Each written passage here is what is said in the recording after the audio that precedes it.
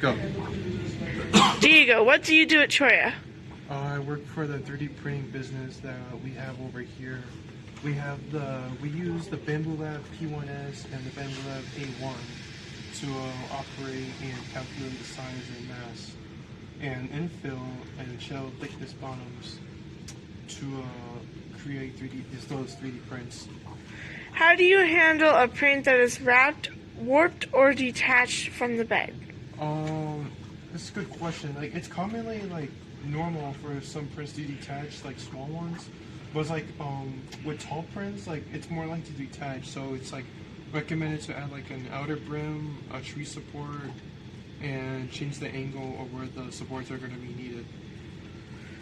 What is the difference between infill and the shell thickness? The infill is how many grams you're going to put inside the print. For example,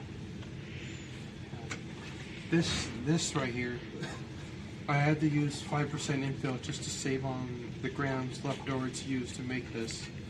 And the wall thickness is how durable you want it. So like, if it's like one layer, it could be just crushed with just one hand. But like with more walls, it's gonna be like much harder to like crush. Describe a time a print failed and how you fixed it. One of my prints failed was like a week ago when I was printing something here, and for some reason it detached. And what I had to do was add a brim around it so like it's less likely to detach. When would you choose to use supports in a print? Usually like during long prints, but for this one, I'm just printing some prototypes for my project later on. For now, like, I can't remember, but like I remember like when I first started 3D printing, like I didn't need the brims, like it's because I didn't know at the time how to add the brims and the support trees in the Visual Studio. But as far as I know, like I learned, I came through a long way when it comes to 3D printing. Are you comfortable with basic hardware maintenance, for example, leveling, replacing nozzles, and lubricating rails? Yes, I am very comfortable. I've pretty much become an expert when it comes to Bambu Lab printers. For the A1 specifically, like you only lubricate the X, Y, and Z rails when there's a reminder saying it's time to lubricate the parts. For the nozzle, it's for the most commonly part to break, so it's best to buy some spare nozzles with it. And for maintenance, like I wash the build plate and then you clean the rails so no grease or dust gets on there. So as the rails, and always check the filament quality before like if it becomes too brittle, then it's spoiled basically. Like PLA filament does get spoiled like after a long period of time because like it's similar to like a food product. When you leave it out there for too long, it gets spoiled. That's good.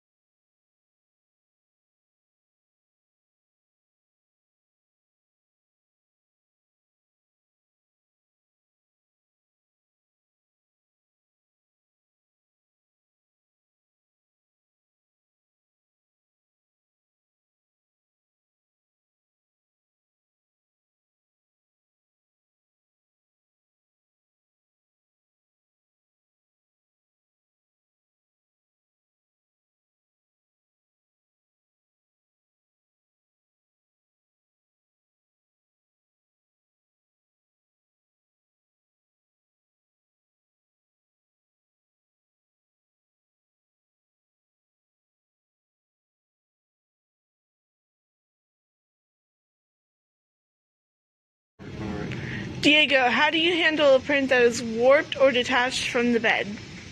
When my prints like get warped or detached, like it's usually because like the environment around here is somewhere moist. But in this state, Arizona, It's mostly dry, so like, it's less likely to get warped. But like the extreme heat from the sun still will cause it to warp if it's exposed out there. So how it detaches is like if the plate was too dirty or it's like too like damaged or too old, then it's like either wash it, clean it, or replace it. What's the difference between infill and shell thickness?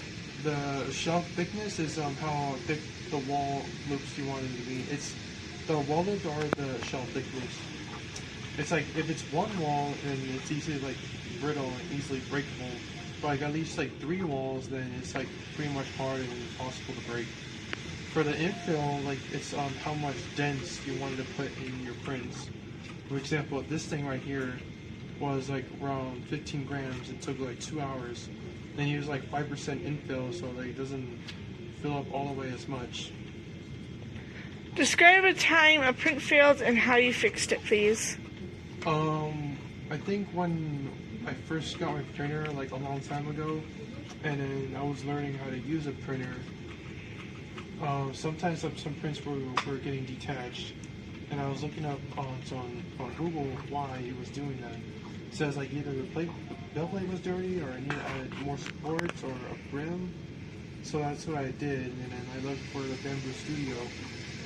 I went there, and then they had the outer brim and then the supports and then the infill, which is what's happening right here, right now. When would you choose a time to put supports in print?